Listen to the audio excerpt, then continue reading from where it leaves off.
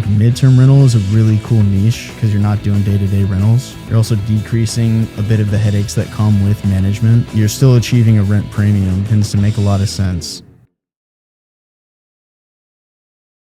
I was going to ask you just kind of if you knew of a lot of people buying your product that were doing midterm rental, because I see even midterm rental specifically being a whether it's room by room or the entire unit, being an especially like I think good use of the product you guys are putting out, and especially as indie grows and develops, you're going to actually get a lot more like contract labor and talent kind of out here. I think we're seeing a lot of that.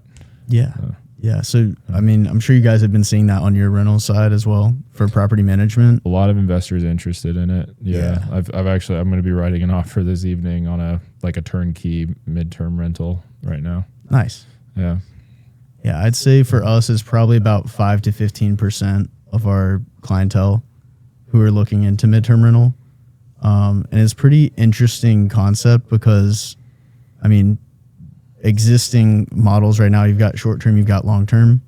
So with short-term rentals, a lot of investors are kind of shying away from that just because of the variability. And they want something like more consistent that they can project what their returns will be. And they don't want something as seasonally based. So that's why most investors I'd say we work with are looking for long-term rentals.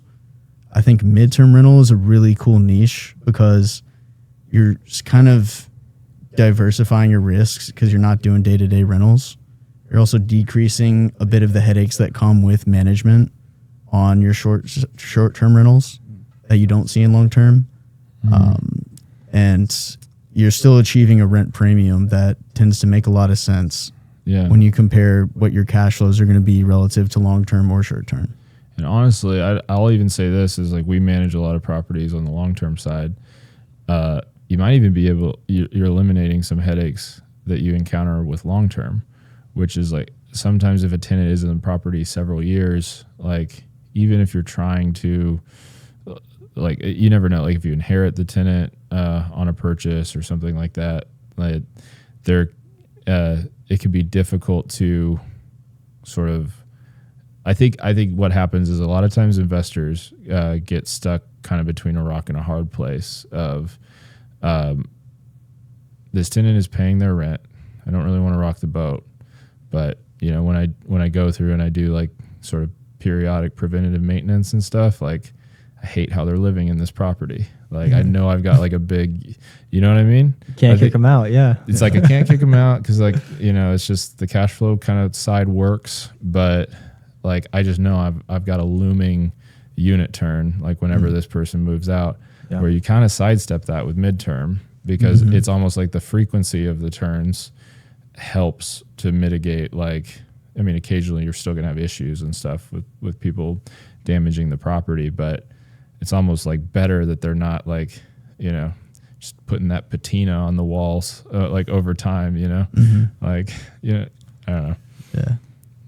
Yeah. The and what a strong foothold. Like I'm thinking of like traveling nurses, right? Like IU Health has a huge footprint here, and there's traveling nurses that come through. So there's definitely, well, I can't say definitely, I don't know this for sure, but I assume there's a lot of demand for midterm rentals here.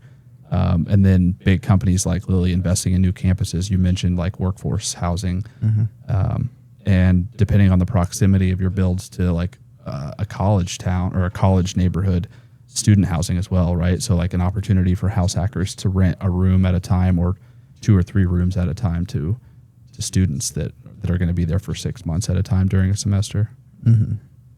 Yeah, I know our product in the Riverside neighborhood specifically is seeing a lot of demand from not only students at IUND, but also from IU Health.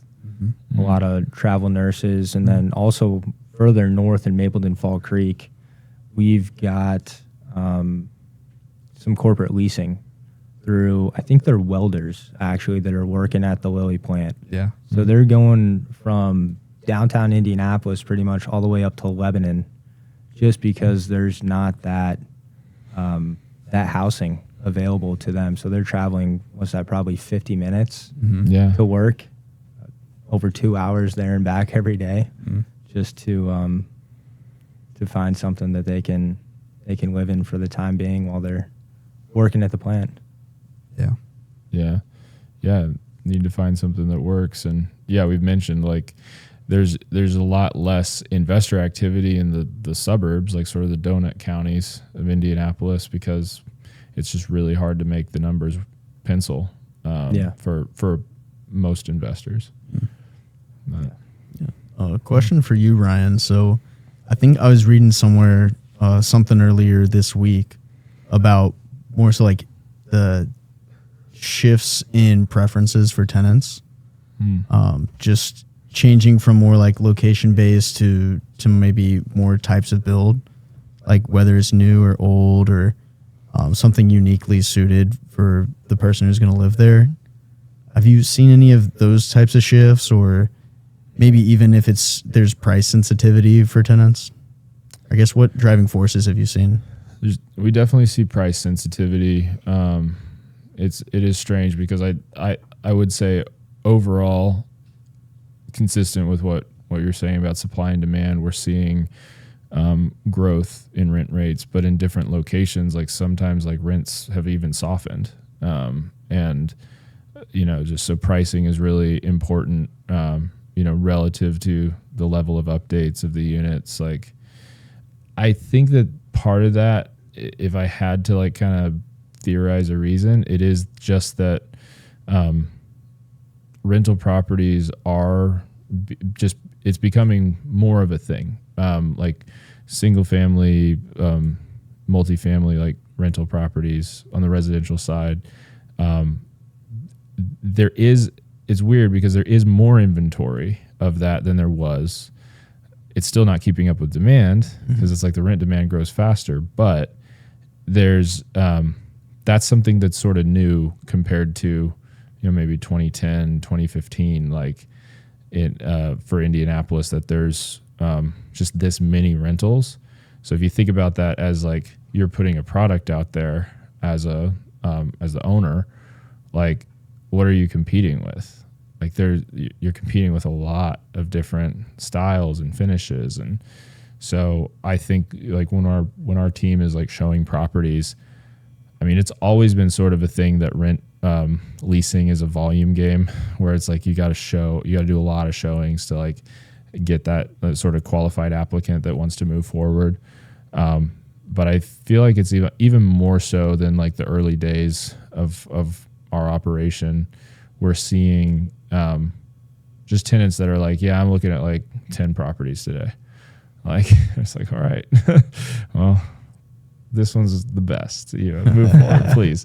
And so I think that that's part of where some of that price sensitivity and just like, it's just comparing like, like one property to the next, which I think does kind of create an environment where you can really like, you can be very successful if you're putting out a quality product, and if you're not, like you can really struggle. So it's creating this like striation effect almost like with real estate investors, I think. What are you seeing on the tenant side as far as, I know you mentioned finishes. So like a lot of downtown Indianapolis is obviously older product. And you're kind of going through it right now with the one duplex. But the finishes, or call it like a fixer-upper, as far as that rental rate goes to like the fixer-upper and the lease timeline, what are you seeing in terms of that to, say, a newer construction product that's it's all brand new? Are you have enough data on that? It's one of those things because it's so based on feedback and stuff. Yeah. It's I wouldn't say like we don't have stats, or there probably is a way we could track it, but we just aren't. But like in terms of like the finishes of properties and the types of feedback we're hearing, I can just tell you, like we have these weekly ops calls with our team, and the past several weeks we have been really stressing our we do this thing called it's a new vacancy inspection is what we refer to it. So whether we're taking on new business or we are, we have a turnover, that the first thing we do before we send a contractor in, somebody from our team is going to go out and take photos, go through a checklist of just everything that we would recommend for the property, and include in that list too, just like these are the essentials. Like you got to do this for this to lease in a timely manner, and or even just lease at all, because I do think there, and if you've been around enough investors, like you'll hear it. Like there's kind of this I think attitude for many years, like when I was starting, like 2018 to 2020, like, well, like what kind of area is it in? Like, yeah, we could probably get away with just leave those laminate countertops, and I probably wouldn't upgrade the appliances. Like not like it's fine. The cheaper rehab. Yeah, and just so that was super common, like with investors. I feel like all the way like almost like 2018 through like 21, 22, I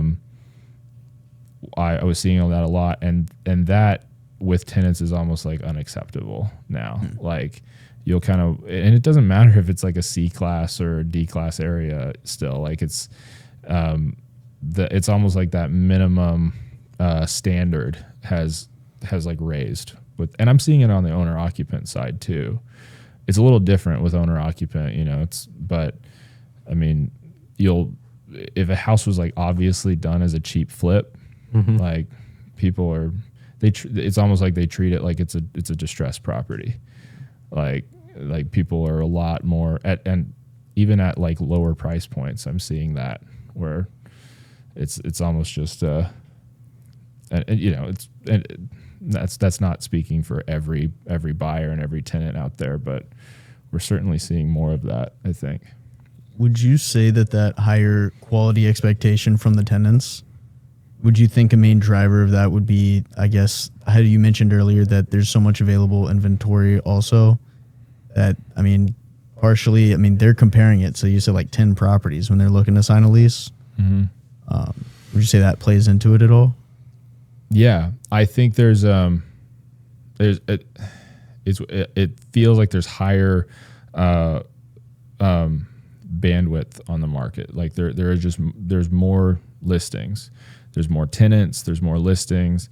It just creates the environment where, I mean, you hear people talk about like analysis paralysis with investors. Like, how do you choose the right investment? There's so many options. Like that happens with like tenants too. Like where it's like, where do I want to live? Like there's so many different options, and everyone's going to just try to make the best option for themselves and their current situation. So, have you found any effective measures on your end as the property manager, in terms of maybe eliminating some of that decision fatigue for the prospect tenant as well as in the benefit of the investors you serve? Yeah, we've been working on that a lot recently, actually, and that we think it is kind of a snowball effect from as soon as the tenant moves out to like the quality of inspection that we're performing internally to the kinds of conversations that we're having with our clients who are the investors, like trying to set like the minimum standard so that it can play just as much of a role as the experience that the potential tenant has with a member of our team. Mm-hmm. Obviously, like we want to have well-trained, well-educated people who can answer as many questions as possible and give them a good experience while they're at the property, but also kind of setting that internal standard for the types of properties that we want to represent too. Yeah.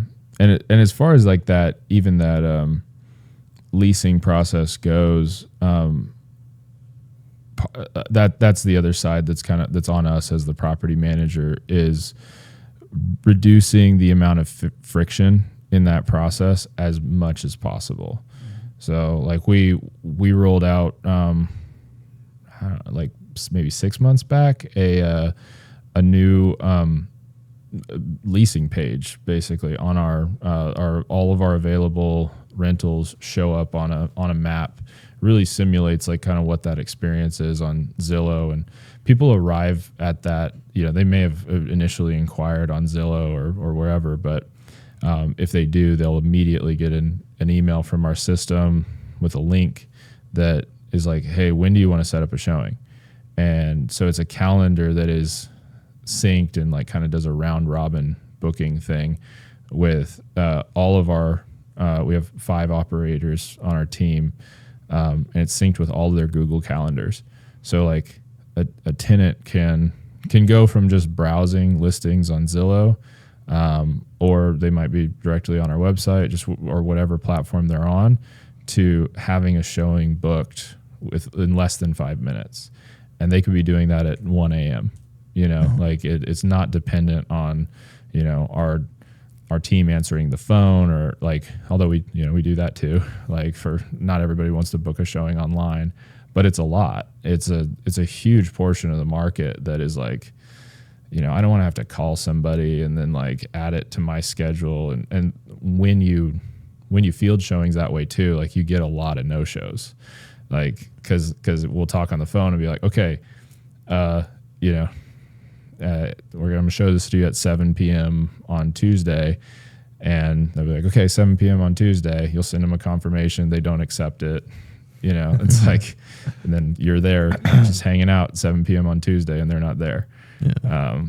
So it's like, it just kind of adds that, we skin in the game. We actually have them put a hold on a credit card that we don't charge, but it says like when they book, like if they no show, we're going to charge them $25. So we just like a lot of different creative ideas like that. I mean, we use Obligo for like security. We offer a security deposit, like alternative, which like it's basically a insurance policy instead of a security deposit. So instead of having to put like 15, they could be totally and they have to qualify to get this too, but they could be totally qualified, but still not want to, put down $3,000 to move in. Mm-hmm. And that could also be the differentiator when we talk about the market, like, oh, for this property next door, that's the same layout, basically the same level of finish. You have to put, first month's rent plus security. So it's $3,000. For us, just first month's rent, it's just $1,500. Mm-hmm. So like you got like, it's that metaphor of like to outrun a bear, you have to outrun your friend. I feel like I use that a lot in the leasing business because that's what it is. Like you're competing. You can check out our full library of episodes wherever you get your podcasts.